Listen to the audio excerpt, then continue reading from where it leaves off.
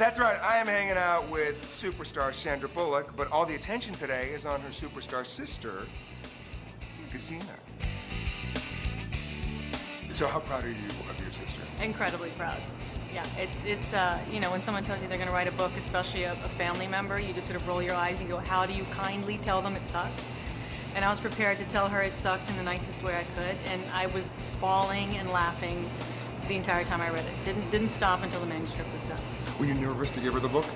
I was really nervous, but she called me in the middle of the night and said, okay, I've been reading it all night, and I've got to call you right away, and it was fabulous.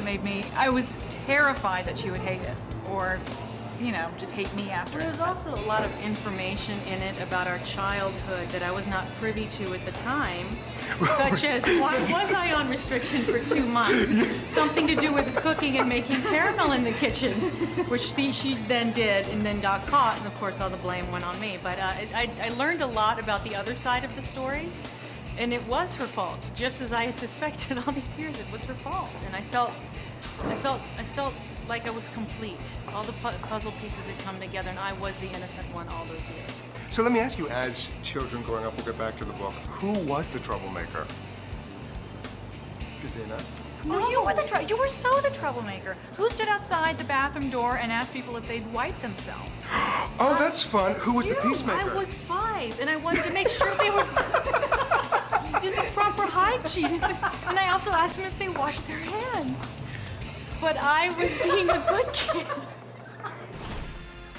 Now, apparently, allegedly, there's been an accusation that I tried to stab her in the head with pinking shears. And I recall her running into them several times while I was knitting.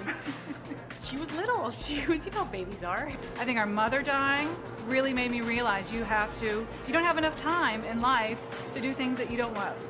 So that's probably one of the main reasons. But, you know, things like that, when you're not really happy doing what you're doing in work, but you have a hobby that's a passion, once things start growing in you, you can easily make the change.